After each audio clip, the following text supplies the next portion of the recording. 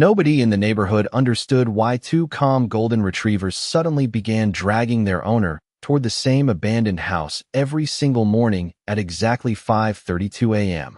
The first person to notice was Linda Parker, a retired schoolteacher who watered her flowers before sunrise every day from the front porch of her small Ohio home.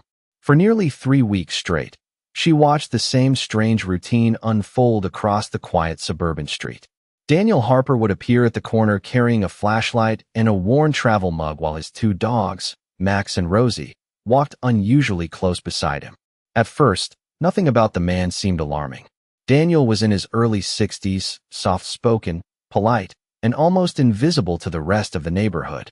He lived alone in a faded blue house at the end of Willow Creek Road and rarely spoke beyond a quick wave.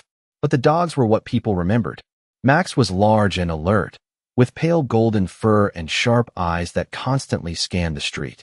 Rosie was smaller, older, and usually calm around strangers.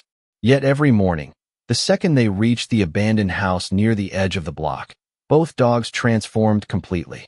Their tails stiffened, their ears shot upward, and no matter how hard Daniel tried to pull them away, they would stop directly in front of the boarded-up basement window and stare into the darkness underneath the house. Not bark, not growl, just stare, like they were waiting for something to move.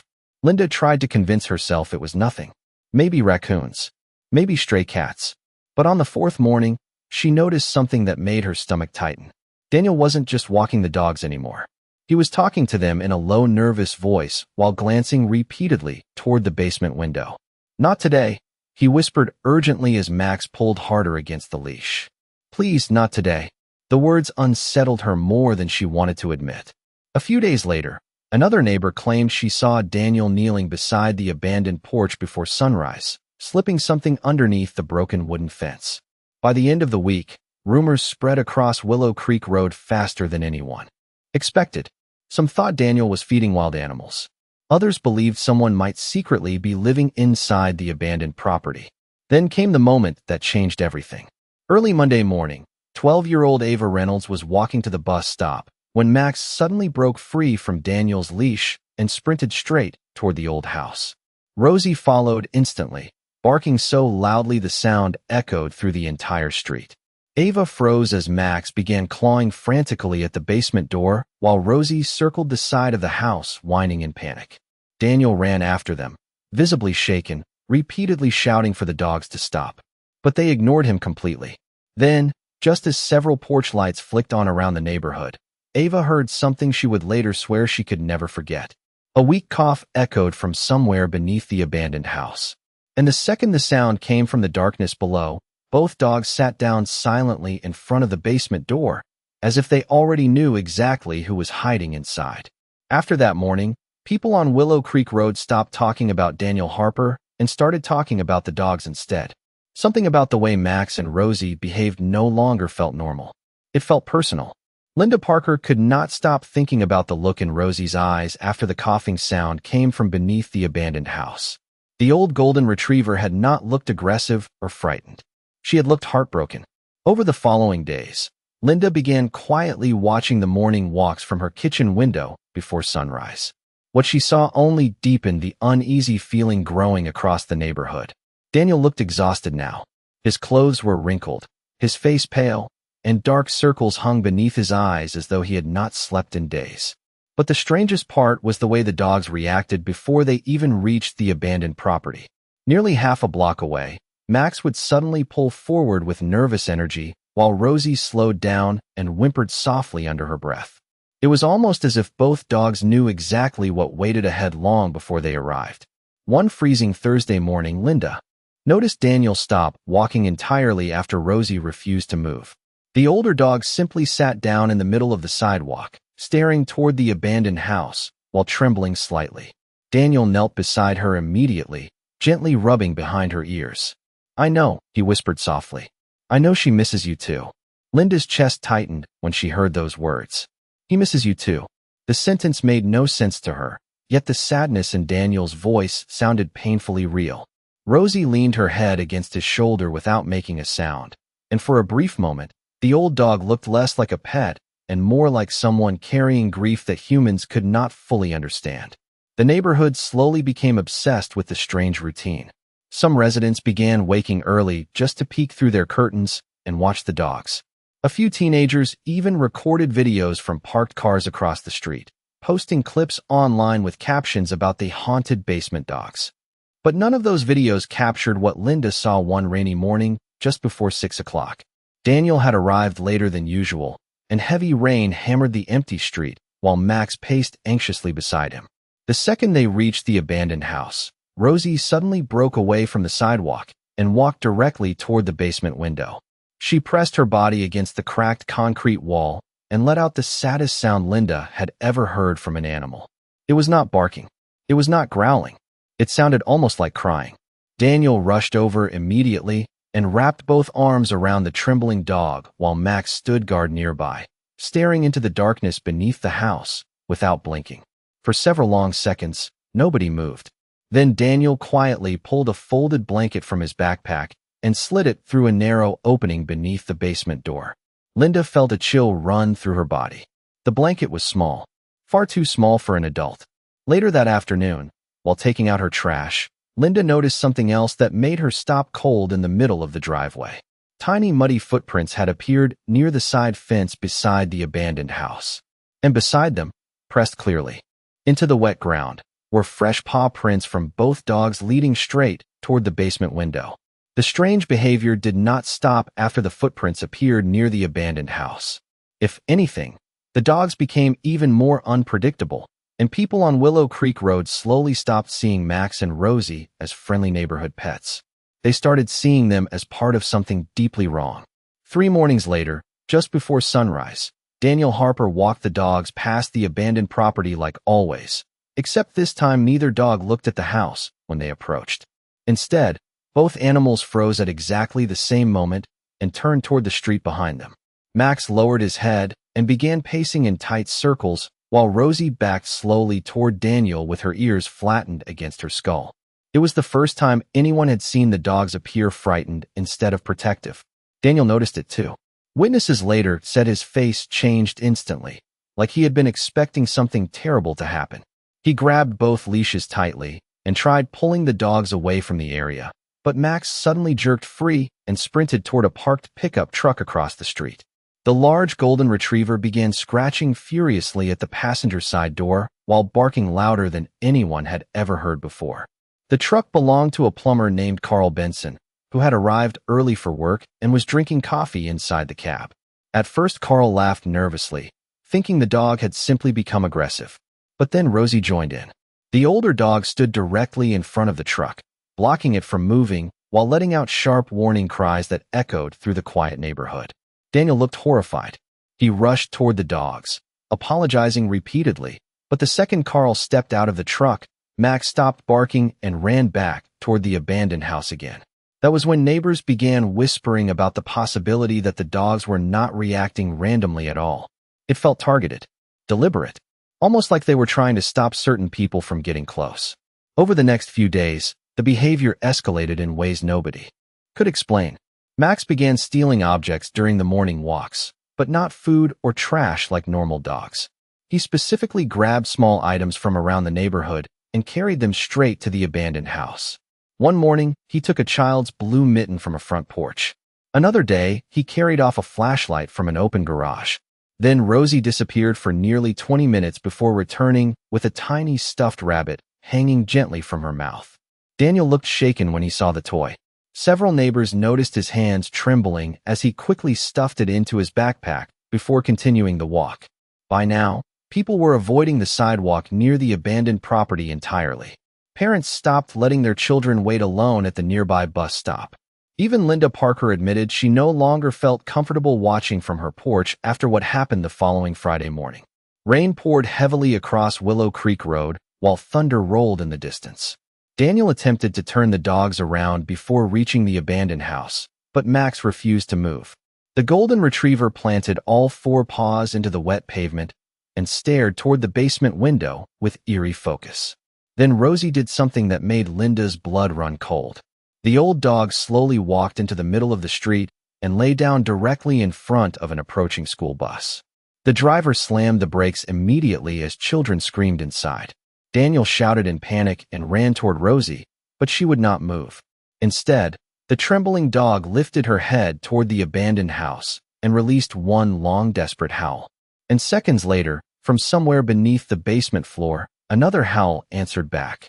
The sound that answered Rosie's howl beneath the abandoned house changed everything on Willow Creek Road overnight. By sunrise, nobody in the neighborhood was talking about mystery anymore. They were talking about danger.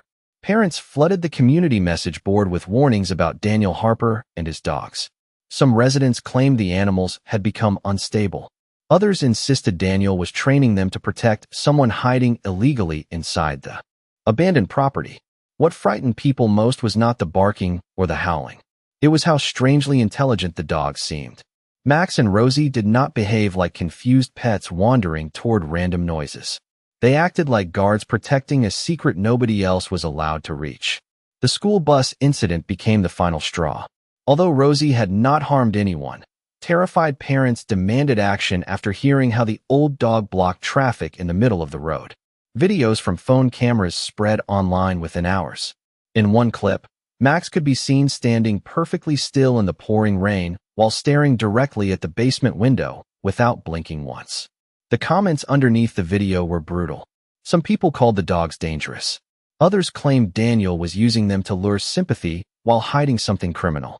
Linda Parker hated reading those comments because she still remembered the sadness in Rosie's eyes, but even she could no longer explain the growing fear hanging over the neighborhood. 2 days later, Animal Control arrived on Willow Creek Road just before dawn. Their white truck parked quietly across from Daniel's house, while officers waited near the sidewalk holding catch poles and carriers. Linda watched from behind her curtains with a knot forming in her chest. Daniel stepped outside moments later with Max and Rosie beside him, completely unaware of what was waiting. The second Rosie spotted the officers, she froze. Not aggressively, not protectively. The old dog simply stopped walking and leaned tightly against Daniel's leg as though she already understood something terrible was about to happen. Max reacted differently. He moved in front of Rosie immediately and stared silently at the officers approaching from the curb. One of the officers explained that several complaints had been filed against the dogs after repeated public disturbances and dangerous behavior near school transportation routes. Daniel looked stunned. He tried to explain that the dogs were not violent and had never bitten anyone, but the officers interrupted him before he could finish. The neighborhood had become too frightened. Until the investigation surrounding the abandoned house was complete, the dogs would need to be temporarily removed for evaluation. Rosie began trembling violently the moment the leash was taken from Daniel's hand. The old golden retriever made a soft panic sound and tried pulling herself back toward him, but the officers continued leading her toward the truck. Max suddenly started doing something no one had ever seen before. Instead of barking or resisting, he began dropping objects at the officers' feet one by one from a hidden pouch attached to Daniel's backpack. First came the tiny blue mitten, then the stuffed rabbit, then a child-sized flashlight covered in dirt. The officers exchanged uneasy glances while Daniel looked horrified. Linda could see tears forming in his eyes as he repeatedly begged them to stop. But the items only made the situation appear worse. To everyone watching, it looked as though the dogs had been collecting belongings connected to whoever was hiding beneath the abandoned house. Rosie cried softly as the truck doors opened. Max refused to climb inside. He stood frozen in the middle of the street staring toward the abandoned basement window again, his entire body tense with desperation. Then, just before the officers forced him toward the truck, the basement light inside the abandoned house flickered on for the very first time. The flickering basement light shattered the confidence of everyone standing on Willow Creek Road that morning. Until then, the abandoned house had only been a source of rumors and fear, but the moment that dim yellow glow appeared behind the basement window, the entire street fell silent. Animal Control officers stopped pulling on Max's leash. Rosie froze beside the truck door, trembling so hard her legs nearly gave out beneath her. Daniel Harper looked physically sick. One officer immediately reached for his radio while another ordered everyone to stay back from the property. But before anyone could move closer to the house, something unexpected happened. Max suddenly dropped flat onto the wet pavement and refused to budge. Not aggressively, not stubbornly. The large golden retriever simply pressed his body low. against the ground while staring directly at the officer holding Rosie's leash. Then, very slowly, Max nudged something forward with his nose across the rain-soaked street. It was a small plastic container wrapped carefully in a grocery bag. The officer frowned and picked it up cautiously. Inside were crackers, an applesauce cup, 2 juice boxes, and a folded handwritten note sealed in clear tape to protect it from the rain. Daniel's face drained of color the second he saw the note. "Please do not open that," he said quietly, almost pleading. But the officer had already unfolded the paper. At first glance, the note looked ordinary. Childish handwriting covered the page in uneven pencil marks, most of the words smeared from moisture. The officer read silently for several seconds before his expression shifted in confusion. "What is this supposed to mean?" he muttered. Linda Parker stepped closer from her porch, trying to see the paper. The officer hesitated, then read one sentence aloud. "Tell Rosie I am not coughing as much today."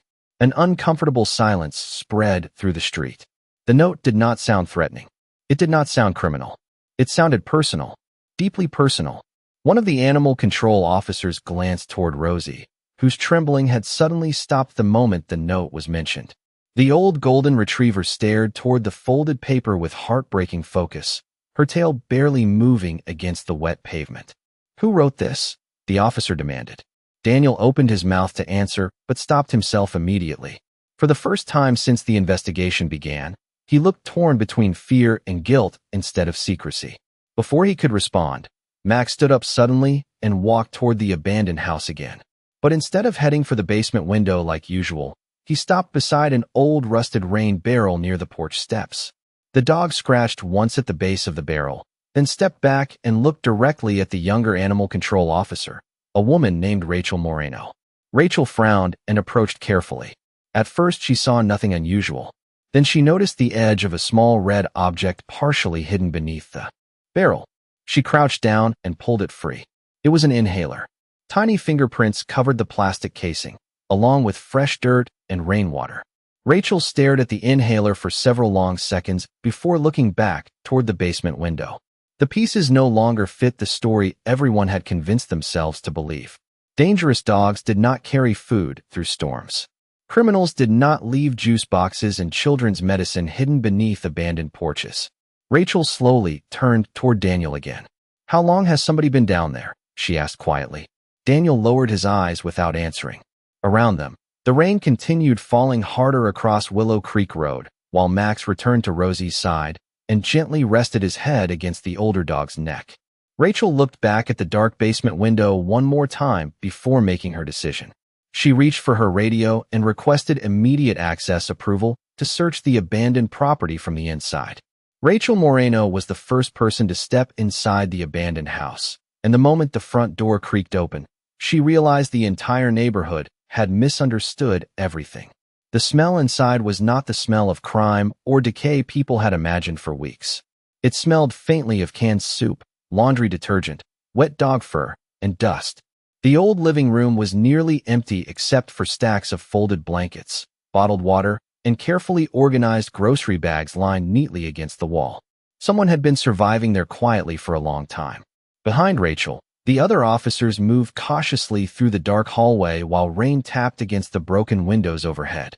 Daniel Harper remained outside beside animal control, his face buried in his shaking hands as Max and Rosie stared anxiously toward the basement stairs. Then everyone heard it again. A weak cough drifted upward from below. Rosie immediately pulled free from the officer holding her leash and rushed down the basement steps so quickly that nobody could stop her. Max followed beside her without barking once. Rachel hurried after them with her flashlight raised, expecting chaos the second they reached the bottom. Instead, she stopped so suddenly the officer behind her nearly crashed into her shoulder. Curled beneath a pile of blankets in the far corner of the basement was a young boy no older than 10 or 11. He looked thin, exhausted, and terrified, but the second Rosie reached him, the child wrapped both arms tightly around the old golden retriever as though she was the only thing in the world he trusted. Max immediately lay across the bottom stairway, facing the officers, not threatening them, but calmly blocking anyone from rushing forward too quickly. Rachel lowered her flashlight slowly as the truth hit her all at once. The dogs had never been guarding the house from people. They had been guarding the boy from fear. "It is okay," Rachel said gently, kneeling down several feet away. "Nobody is going to hurt you." The child did not answer her directly. Instead, he buried his face deeper into Rosie's fur, while Max remained watchful at the stairs. Rachel noticed something else then. Every single item neighbors had accused the dogs of stealing was arranged carefully around the basement sleeping area. The blue mitten, the stuffed rabbit, the flashlight, even the small blanket Daniel had pushed through the basement door during the storm. They were not random objects at all. They were comfort items, things chosen by the dogs themselves. Rachel stared in disbelief as the boy finally lifted his head slightly and whispered the words that left the entire room silent. "Rosie brings me things when I get scared." One officer slowly turned toward Daniel at the top of the basement stairs. The older man looked shattered. 3 weeks ago, Max found him sleeping behind the grocery store dumpster during a thunderstorm, Daniel said quietly. "The boy ran every time I tried calling the police or social services. But he trusted the dogs." Daniel explained that the child had been hiding after fleeing a dangerous home situation in another county. Every time authorities got too close, the boy panicked and disappeared again. But Max and Rosie kept finding him. They tracked him through parks, alleyways, and empty lots until eventually the boy hid inside the abandoned house. From that moment on, the dogs refused to leave him alone. Suddenly, every strange behavior made horrifying sense. Rosie blocking the school bus, Max scratching at parked vehicles, the dogs stealing comfort objects from nearby homes. They were never acting aggressively. They were reacting whenever something or someone frightened the boy hiding beneath the house. Rachel slowly looked around the dim basement one more time, while Rosie gently licked tears from the child's face. Upstairs, the sound of rain filled the silence hanging over Willow Creek Road. And for the first time since the investigation began, the people standing outside realized the animals they had feared most were the only ones who had truly understood a frightened child was suffering right in front of them. For a long moment, nobody inside the basement moved or spoke. The officers stood frozen near the stairs while rainwater dripped softly from their jackets onto the concrete floor. Upstairs, neighbors had gathered near the front doorway trying to understand what was happening below, but inside the basement the truth had already changed everything. Rachel Moreno slowly looked back toward Max, who still lay protectively across the bottom stair. The large golden retriever had spent weeks being called dangerous, unstable, even threatening. Yet now, seeing the exhausted child curled safely beside Rosie, Rachel realized the dog had only been trying to control how people approached the basement. Every bark, every blocked vehicle, every strange warning had been an attempt to prevent frightened strangers from rushing toward a terrified boy who no longer trusted adults. Linda Parker eventually stepped carefully down the basement stairs after Rachel nodded that it was safe. The retired teacher stopped halfway down and covered her mouth the second she saw the child sleeping against Rosie's side. The old golden retriever had wrapped herself around him almost like a blanket, keeping her body pressed tightly against his chest while the boy's fingers remained tangled gently in her fur. Linda suddenly remembered every cruel thing neighbors had written online about the dogs. She remembered watching videos where people mocked Rosie's howling and called Max aggressive for scratching at vehicles. But now she understood the horrifying truth behind those moments. The dogs had never been trying to scare anyone away from themselves. They had been trying to protect a child who panicked every time unfamiliar adults came too close. "Oh my God," Linda whispered softly, tears forming in her eyes. She was trying to calm him.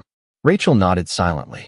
The inhaler beneath the rain barrel, the flashlight, the blanket, the comfort objects.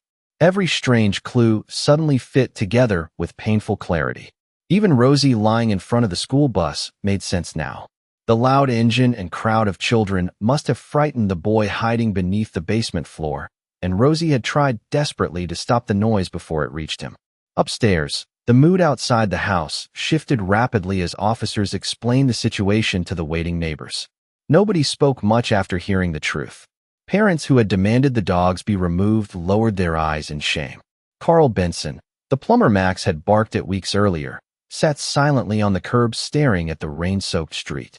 He suddenly remembered something he had ignored that morning. Before Max started scratching at his truck, The dog had first looked toward the passenger seat, where Carl kept an old battery-powered radio blasting loud talk shows every morning. The noise must have scared the boy hiding beneath the house. Even the so-called stolen objects felt heartbreaking now. Max had not taken random items. He had chosen things a frightened child might need during cold nights underground. The realization spread through the neighborhood like a wave of guilt nobody knew how to escape from. Meanwhile, Daniel Harper remained standing quietly near the basement doorway as animal control officers removed the restraints from Max and Rosie completely. The older man looked emotionally exhausted, but when Rosie carefully climbed the stairs beside the boy for fresh air, something happened that broke the remaining tension instantly. The child refused to walk unless Rosie stayed touching his side the entire time. Every few steps, he reached down nervously just to make sure the old dog was still there beside him. And every single time, Rosie gently pressed herself closer as though silently promising she would not leave him again.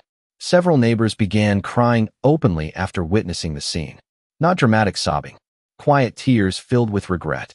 Rachel finally turned toward the animal control supervisor and spoke firmly enough for everyone standing nearby to hear. "These dogs are not a threat to this community," she said. "They are the reason this child survived long enough for us to find him." Then she made the decision that changed everything on Willow Creek Road.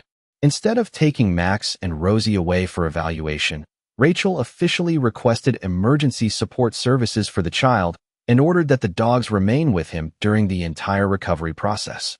The days following the discovery beneath the abandoned house changed Willow Creek Road in ways nobody expected. For the first time in weeks, the street no longer felt tense or suspicious when sunrise came. Instead, people quietly waited near their windows hoping to catch a glimpse of Max and Rosie again. The difference was that now, whenever the dogs appeared, nobody looked at them with fear anymore. They looked at them with a kind of respect that felt almost painful. The young boy, whose name was finally revealed as Eli Turner, was temporarily placed in a nearby family care center while social workers investigated his situation. But there was one problem nobody had anticipated. Eli refused to speak to counselors unless Rosie stayed close enough for him to touch her fur. The moment staff tried separating them, the boy completely shut down. Rachel Moreno watched the interaction carefully during the second day of evaluation and quickly realized something important. Rosie was not simply comforting Eli emotionally. The old golden retriever had become the child's sense of safety itself. Whenever Eli grew nervous, Rosie would quietly place one paw against his shoe as though grounding him back into reality. Max had his own role too. During meetings with adults, the large golden retriever always positioned himself between Eli and the room's doorway, calmly watching anyone who entered without making a sound.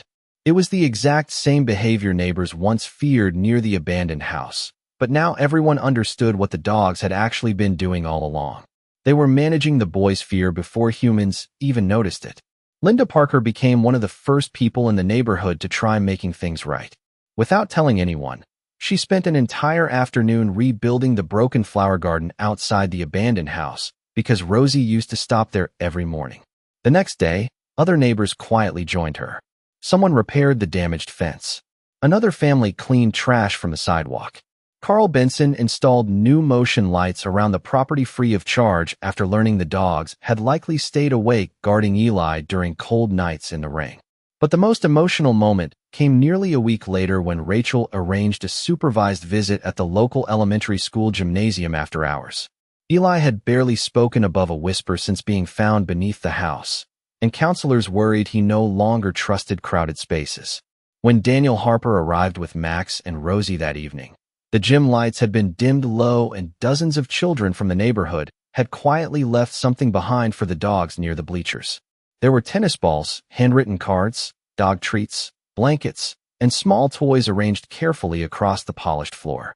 Rosie stopped walking the moment she saw everything. The old golden retriever looked slowly around the gymnasium while her tail moved uncertainly from side to side. For weeks, she had only known fear, tension, rainstorms, and frightened voices. Now, for the first time since anyone could remember, the entire room felt calm. Eli walked forward silently and picked up one of the handwritten cards from the floor. The message was written in crooked blue marker from a neighborhood child. "Thank you for finding him before we did. Eli read the sentence twice before kneeling beside Rosie and gently tying the card around her collar like a medal. The gymnasium fell completely silent as Rosie slowly rested her head against Eli's chest and closed her tired eyes. Max stretched out beside them with a long, exhausted sigh, while Daniel quietly turned away to wipe tears from his face. Rachel looked around the room and realized nobody there was staring at the dogs with suspicion anymore. They were staring at them the way people look at heroes they almost failed to recognize. And as soft laughter finally replaced fear inside the gymnasium that night, Rosie drifted peacefully to sleep for the first time since the entire neighborhood had begun watching her. Spring arrived slowly on Willow Creek Road after the longest winter the neighborhood could remember. The abandoned house at the end of the block no longer looked frightening now that sunlight reached the repaired porch and fresh flowers lined the sidewalk outside. Nobody boarded the basement windows anymore. Instead, children riding bicycles after school often stopped there to leave tennis balls or handwritten notes beside the fence for Max and Rosie. What had once become the center of fear in the neighborhood quietly transformed into something else entirely. A reminder. Months passed, and Eli Turner slowly began rebuilding a normal life with the support of counselors, teachers, Rachel Moreno, and Daniel Harper, who visited him almost every day.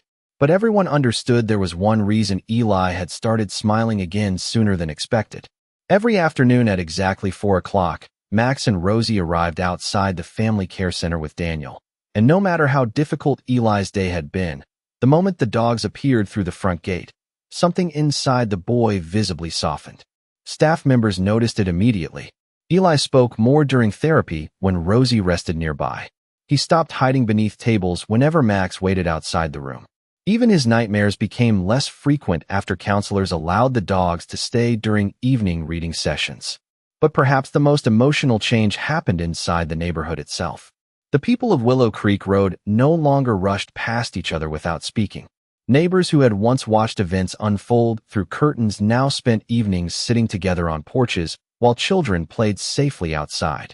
Carl Benson started volunteering at a local youth shelter every weekend after admitting he could not stop thinking about how close everyone came to overlooking a frightened child in plain sight.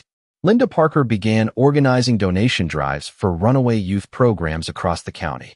And every year after that winter, the community held a small event called Rosie's Walk. Families gathered before sunrise and walked quietly together past the old house carrying flashlights, blankets, stuffed animals, and handwritten cards that were later donated to children in emergency shelters. Nobody planned the tradition officially. It simply started because people needed a way to remember what the dogs had taught them.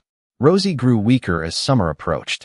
The old golden retriever's muzzle turned almost completely white, and her steps became slower during the morning walks. Yet every single day, she still insisted on stopping beside the repaired flower garden near the abandoned house. She would sit there peacefully while Eli read books aloud beside her on the sidewalk. Sometimes Max rested nearby with his head across Eli's sneakers, while Daniel watched quietly from the porch swing. The neighborhood had stopped seeing the dogs as extraordinary by then. They simply saw them as family. One warm evening near the end of August, Eli carefully tied a new handwritten card around Rosie's collar before their walk home. Daniel noticed tears forming in the boy's eyes as he read the message aloud softly. "Thank you for staying when everyone else was scared." Rosie wagged her tail once and gently leaned against Eli's side, while Max walked close beside them beneath the orange glow of the setting sun.